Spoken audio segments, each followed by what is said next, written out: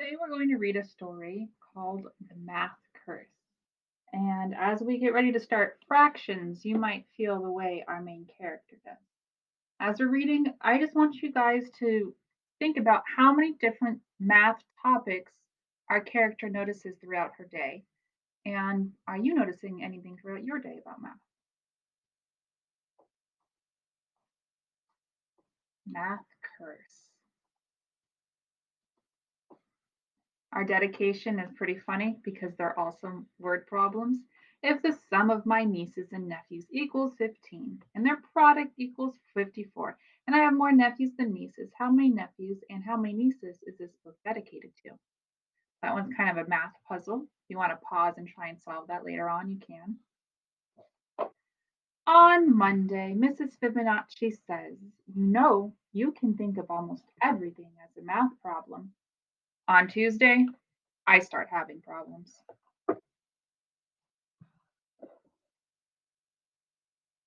I wake up at 7:15. It takes me 10 minutes to get dressed, 15 minutes to eat my breakfast, and 1 minute to brush my teeth. Suddenly, it's a problem. If my bus leaves at 8 o'clock, will I make it on time? How many minutes in an hour? How many teeth in one mouth? I look in my closet and the problems get worse. I have one white shirt, three blue shirts, three striped shirts, and that one ugly plaid shirt my Uncle Zeno sent me. How many shirts is that altogether? How many shirts would I have if I threw away that awful plaid shirt? When will Uncle Zeno quit sending me such ugly shirts?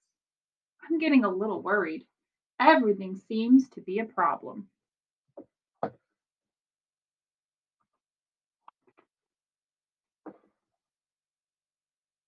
Here we have milk coming out, and all these numbers. I take the milk out for my cereal and wonder, how many quarts in a gallon? How many pints in a quart? How many inches in a foot? How many feet in a yard? How many yards in a neighborhood? How many inches in a pint? How many feet in my shoes? I don't even bother to take out the cereal. I don't want to know how many flakes in a bowl. Mrs. Fibonacci has obviously put a math curse on me. Everything I look at or think about has become a math problem.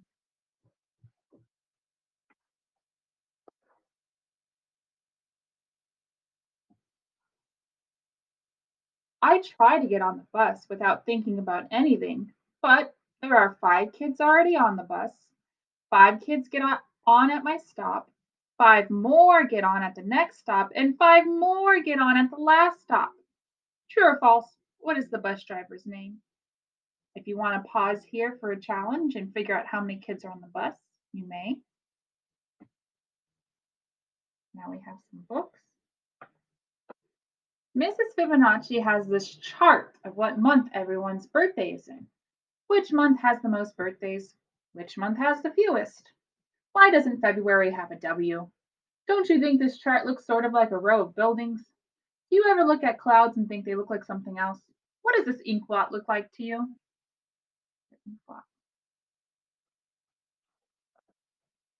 Oh my goodness, look at that illustration.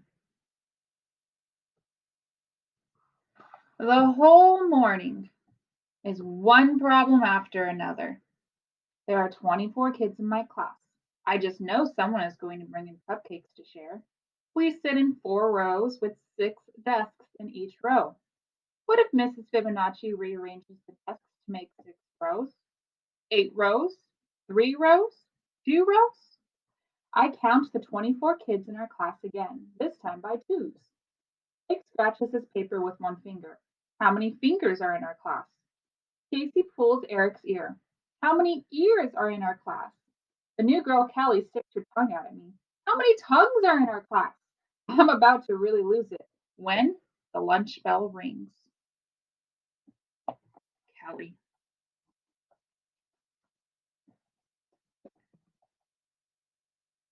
Unfortunately for me, lunch is a pizza and apple pie. Each pizza is cut into 8 equal slices. Each pie is cut into 6 equal slices. And you know what that means? Fractions.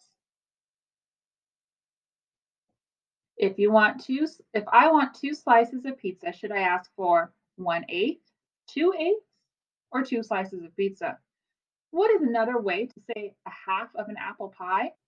2/6, 3/6, la moitié d'une tarte de pommes? Which tastes greater? One half a pizza or one half an apple pie? We haven't studied fractions yet, so I take 12 carrot sticks 3 at a time and eat them 2 at a time. If you want to pause and answer the questions on this page, you can do so now. In the afternoon, every subject is a problem. Social studies is a geography problem. The Mississippi River is about 4,000 kilometers long. An M&M is about 1 centimeter long. There are 100 centimeters in a meter and 1,000 meters in a kilometer. Estimate how many M&Ms it would take to measure the length of the Mississippi River. Estimate how many M&Ms you would eat if you had to measure the Mississippi River with M&Ms. Bonus, can you spell Mississippi without any M&Ms? English is a word problem. If mail plus box equals mailbox, does lipstick minus stick equal lip? Does tuna fish plus tuna fish equal forna fish? PE is a sports problem. In 1919, Babe Ruth hit 29 home runs, batted .322, and made $40,000. In 1991, the average Major League Baseball player hit 16 home runs, batted .275, and made $840,000. Circle the correct answer. Babe Ruth is less than the average modern baseball player. Babe Ruth is greater than the average modern baseball player. Babe Ruth is equal to the average modern baseball player. In art, we finally get to relax with the connect the dot picture. Here's my picture. Too bad it turns out to be connect the ancient Mayan numerals picture. Math is just a total problem. Mrs. Fibonacci says there are many ways to count. She asks us to give some examples. Russell counts on his fingers. 1, 2, 3, 4, 5, 6, 7, 8, 9, 10. Molly says 2, 4, 6, 8, 10. Mrs. Fibonacci says, I always count 1, 1, 2, 3, 5, 8, 13. But on the planet Tetra, kids only have 2 fingers on each hand. They count 1, 2, 3, 10. And on the planet Binary, kids have only 1 finger on each hand, so they count 1, 10. What are the next 5 numbers in each sequence above? Do you think Mrs. Fibonacci has been to the planet Tetra? How would you bowl if you lived on the planet Binary? Oh, I see some cupcakes. We are just about to go home when Rebecca remembers the special birthday cupcakes her mother made. There are 24 kids in the class. Rebecca has 24 cupcakes. So what's the problem? Rebecca wants to give Mrs. Fibonacci a cupcake too. Everyone is going crazy trying to figure out what fraction of a cupcake each person will get. I'm the first to figure out the answer. I raise my hand and tell Mrs. Fibonacci I'm allergic to cupcakes. Everyone, 24, believes me and gets 1 cupcake. No one, 0, has to figure out fractions. We're going to start fractions. Maybe you're making a connection. How does our main character feel about fractions?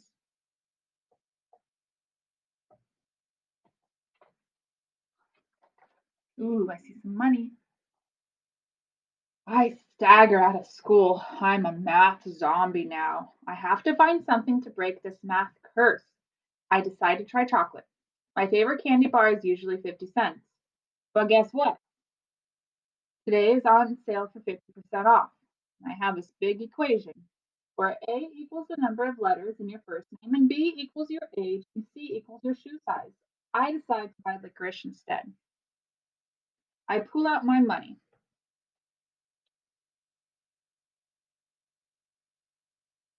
I have a $5 bill and a $1 bill and a quarter and a penny. George Washington is on both the quarter and the dollar bill. Abraham Lincoln is on both the penny and the $5 bill. So which is true? 1 Washington equals 25 Lincolns. 5 Washingtons equals 1 Lincoln. 1 Washington equals 100 Lincolns. Or 1 Lincoln equals 20 Washingtons. forget to show your work, extra credit. How do you think Thomas Jefferson feels about all this? So if you want to pause and try and solve this real quick, you can. We have a $5 bill that Lincoln is on, and he's on the penny. And then Washington's on the quarter, which is 25 cents, and the dollar bill.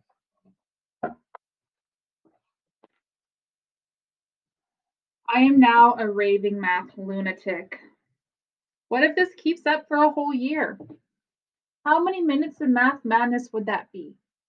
What's your problem, says my sister. 365 days times 24 hours times 60 minutes, I snarl. Dinner brings no relief. While passing the mashed potatoes, Mom says, what your father says is false. Dad helps himself to some potatoes and says, what your father says is true. I think about that for a minute. If what Mom says is true, then what Dad says is false. But if what Dad says is false, then what Mom says isn't true. And if what Mom says isn't true, then what Dad says isn't false. And that can't be true because he says that what Mom says is true and he says that what he says is false. Can that be true? I think about that. And I think about it some more. And I think I better go to bed. I undo 8 buttons plus 2 shoelaces. I subtract 2 shoes. I multiply times 2 socks and divide by 3 pillows to get 5 sheep. Remainder 1, which is all I need to count before I fall asleep. Then the problems really begin. Oh my goodness. I dream I'm trapped in a room with no doors and no windows. The room is covered with a lifetime of problems. I have only one piece of chalk. How do I get out? I'm about to give up and die when the answer to my problem comes to me. Fractions. I break the chalk in half. Then I put two halves together. 1/2 plus 1/2 equals 1 whole. I put the hole on the wall and jump out. I'm free. I wake up Wednesday morning at 7:15. It takes 10 minutes to get dressed, 15 minutes to eat my breakfast, and 1 minute to brush my teeth. My bus leaves at 8 o'clock. What time will I be ready? 7:41. No problem. I've broken the math curse. I can solve any problem, and life is just great until science class when Mrs. Newton says, you know, you can think of almost everything as a science experiment.